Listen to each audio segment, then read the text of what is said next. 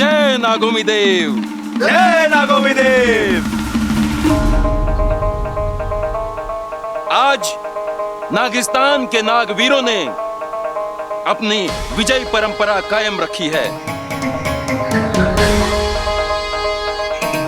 विष्णैनी जैसी चालाक और खतरनाक नागिन पर विजय प्राप्त की है। आज विशैलगढ़ में नागिस्तान को चुनौती देने लायक कोई नहीं बचा है और इस विजय का पूरा श्रेय जाता है शेषू, सिपली और हमारी इच्छा को।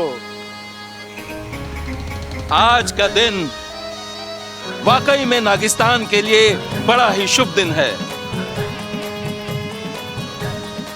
एक ओर हमने इतनी बड़ी विजय प्राप्त की है और दूसरी ओर हमारी इच्छा का घर बस गया है। नहीं,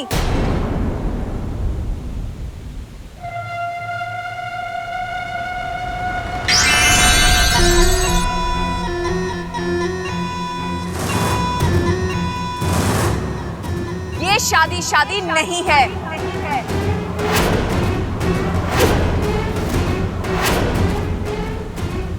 मैं नहीं मानती इस शादी को।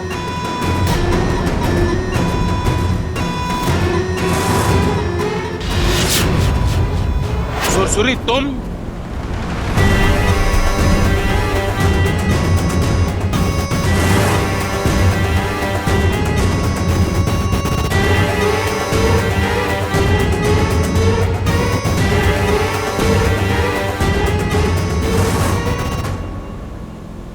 हैरानी हुई मुझे देखकर।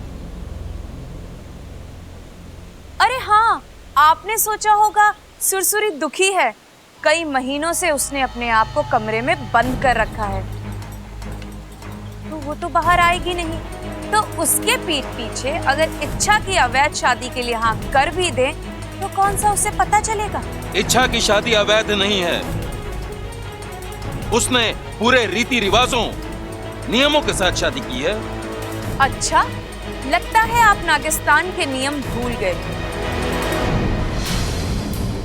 या फिर शायद नागिस्तान के नियम इच्छा के लिए अलग और औरों के लिए अलग हैं। ऐसा कुछ भी नहीं है।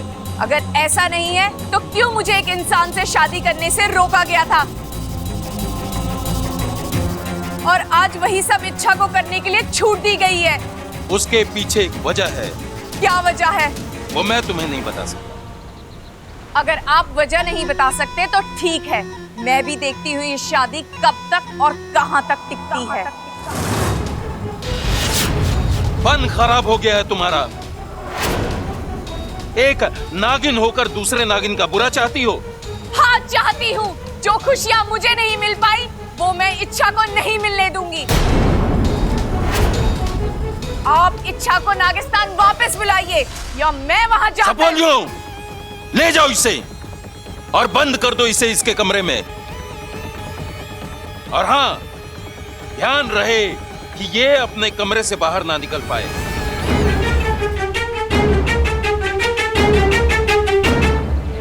मुखिया जी, क्यों ना हम सुरसुरी को यह बात बता दें कि इच्छा ने इंसानी योनि में जन्म लिया है। नहीं नहीं, ऐसे तो नागिस्तान वाले इच्छा को कभी स्वीकार नहीं करेंगे। लेकिन सिपली ठीक कह रही है शेषू। और जब तक हम जिंदा हैं, ये राज ही रहेगा।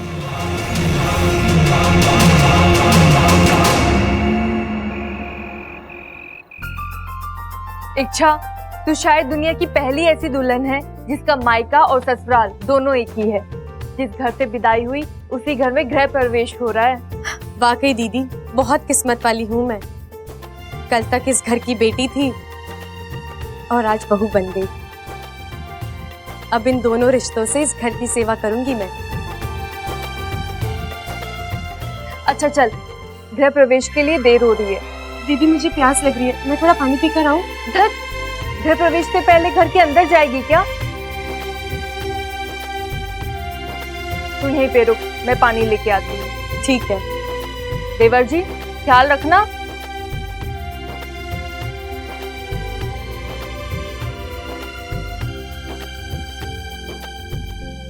आखिर हमारी शादी हो ही गई।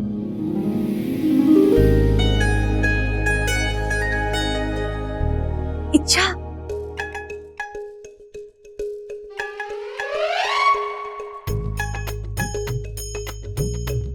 बबल जी, दादी आपको बुला रही है।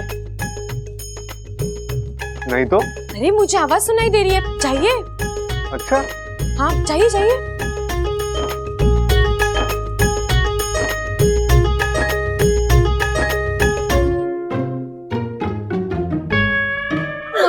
पिताजी,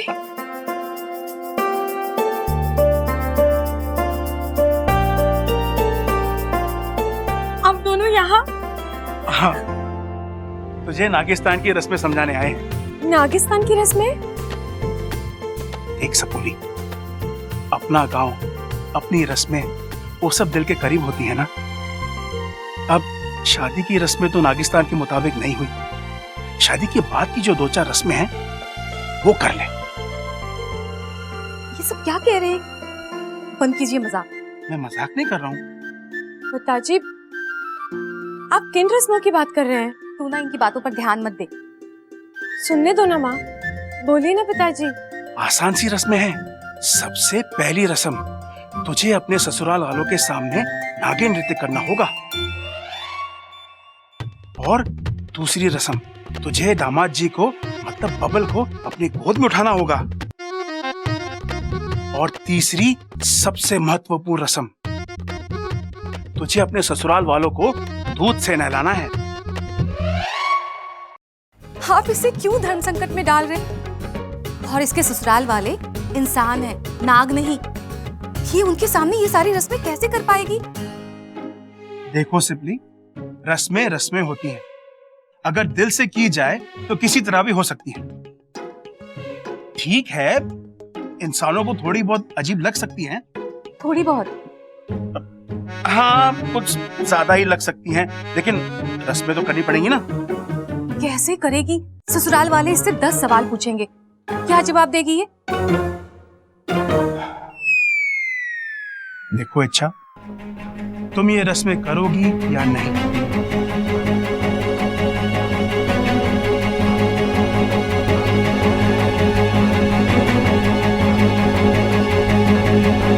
ठीक है, मुझे अपना जवाब मिल गया। आज के बाद मैं तुमसे कभी कुछ नहीं मांगूंगा। पिताजी, पिताजी मेरी बात तो सुनिए। माँ देखो ना। मैं समझाऊंगी उन्हें, वो समझ जाएंगे, तू चिंता मत कर। तो बस अपनी शादी की खुशियां मना।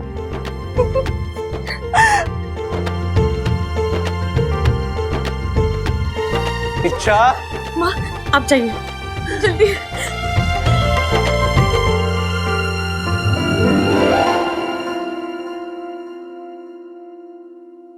इच्छा, तुम्हारी शादी हो चुकी है, अब तो बचपना छोड़ दो। क्या हुआ बब्बल जी? तुमने कहा दादी मुझे बुला रही थी, कहाँ बुला रही थी? दादी ने मुझे इतना डांटा, नई नवेली दुल्हन को अकेला छोड़ के आ गया, बेवकूफ। बब्बल जी, आप मेरे लिए इतना भी नहीं कर सकते।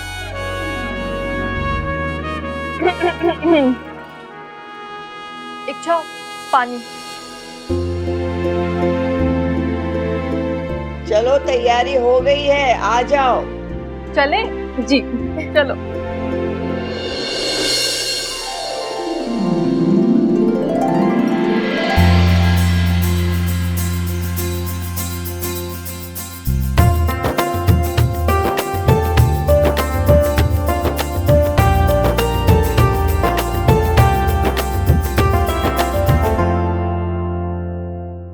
छोरी, तू ये सोच रही है ना, मैं इस घर में रहती हूँ, इस परिवार का हिस्सा हूँ, फिर मेरा गृह प्रवेश क्यों हो रहा है? जरूरी है छोरी, अब तू इस परिवार की बहू बन गई है। गृह लक्ष्मी बन गई, और गृह लक्ष्मी का तो स्वागत करना ही चाहिए ना। चल अब अपने दाहिने पैर से इस मंगल कलश को धीरे से धक्का दे और घर में प्रवेश कर।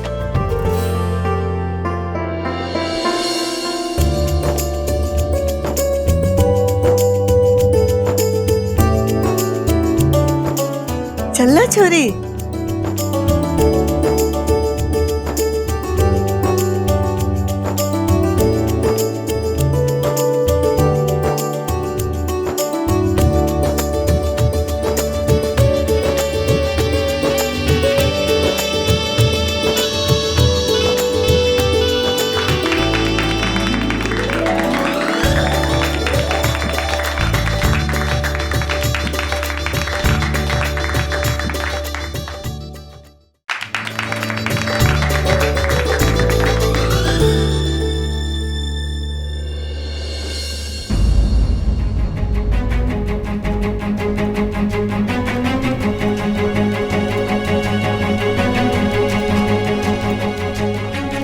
मुझे कुछ हो रहा है, अचानक चक्कर सा आ रहा है।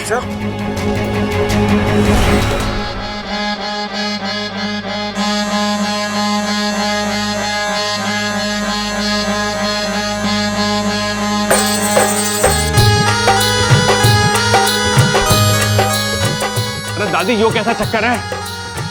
अरे भाई ऊपरी हवा लगती है मुझे, ऊपरी हवा। वो देखो कैसे नागिन की तरह झूम रही है।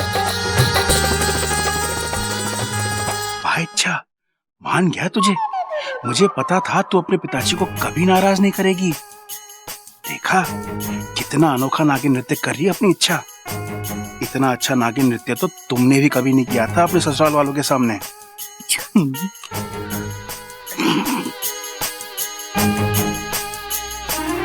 बबल छोरी को संभाल।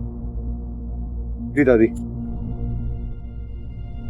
हेमा, मन तो लग है, छोरी से शादी की भागदौड़ बर्दाश्त न हुई इसलिए चकरा गई हो। अच्छा तुम ठीक हो ना? हाँ मैं ठीक हूँ। अचानक क्या हुआ था इच्छा? दीदी अचानक चक्कर आ गया, आंखों के सामने अंधेरा सा हो गया। ऐसा लग रहा था जैसे पूरा घर चारों ओर घूम रहा है। अरे घर तो वहीं था, तू घूम रही थी। बबल पहले चल के भगवान जी के दर्शन करेंगे और फिर तुम लोग जाके आराम करना। चल चल।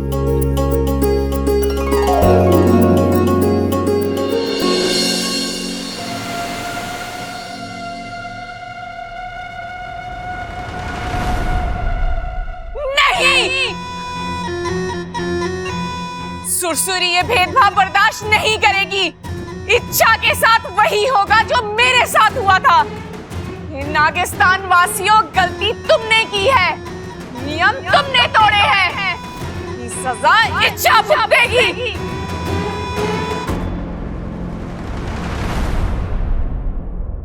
सुनो सुरसुरी, अगर तुमने इच्छा को नुकसान पहुंचाने की कोशिश की तो जीवन भर यहीं सड़ोगी।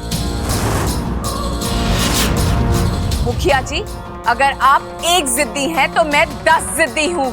चाहे कितने भी पहरे लगा लीजिए, तुम्हें भेद कर मैं इच्छा तक पहुँच जाऊंगी। लेकिन तुम ऐसा क्यों कर रही हो? क्योंकि आप मेरे पिता होने के बाद भी मेरा दर्द नहीं समझ रहे हैं।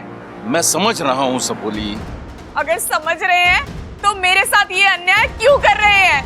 मैं तुम्हारे साथ कोई अन्याय नहीं कर रहा हूँ। मैं नागिस्तान का सरदार हूँ और अपना फर्ज निभा रहा हूँ। और आप मेरे पिता भी तो हैं, उसका फर्ज। तुझे गलत काम करने से रोक रहा हूँ सबोली। ये पिता का फर्ज नहीं तो और क्या है? सुरसुरी, नागिस्तान का अनुशासन बनाए रखना मेरा काम है, और अगर मेरी ही बेटी उसका उल्लंघन करेगी तो बाकी के नाग तो नहीं। मैं ऐसा नहीं होने दूंगा। और तुम लोग अपनी आंखें और फन खुले रखना। अगर गलती से भी सुरसुरी यहां से भाग निकली तो तुम लोग अपने फन दिखाने के लायक नहीं रहोगे, समझे?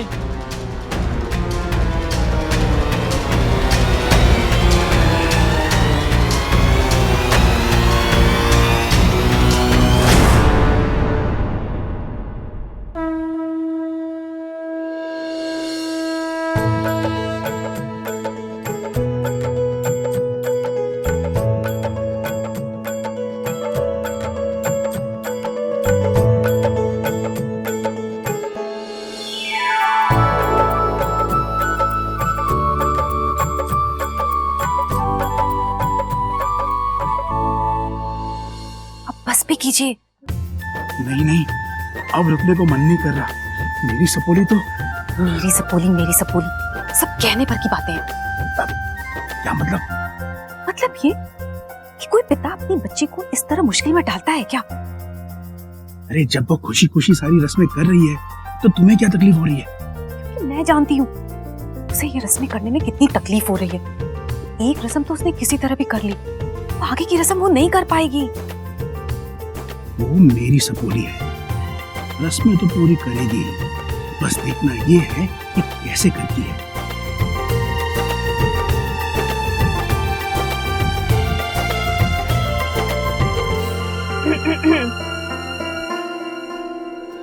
आंख मिचोली खत्म हो गई हो तो देवर जी की भी पैर छू लो। नहीं भाभी प्लीज, मेरे पैर नहीं। रस्म रीत की बात है छोरा, पति परमेश्वर हो रहे हैं, इसलिए आज के दिन उसके पैर छूना तो बनता है।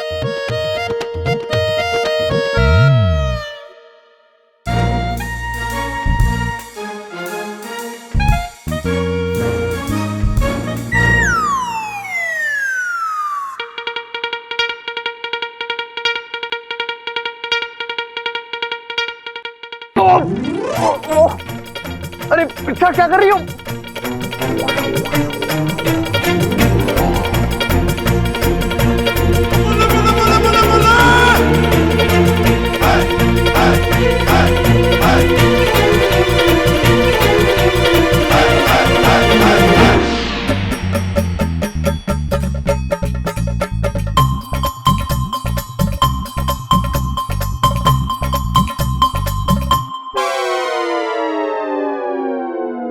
देखा, दूसरी रस्म भी मेरी इच्छा ने पूरी कर दी। अब बस आखिरी रस्म बाकी है।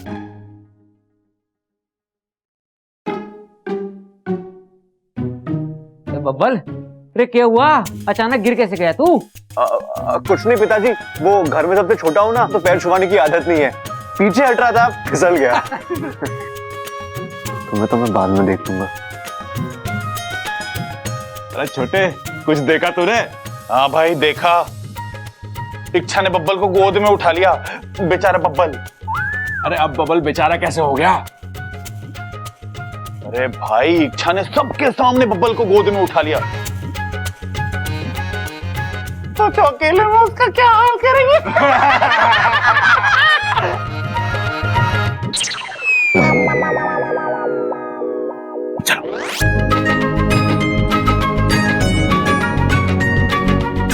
खड़क खामोखा में हंसा दिया।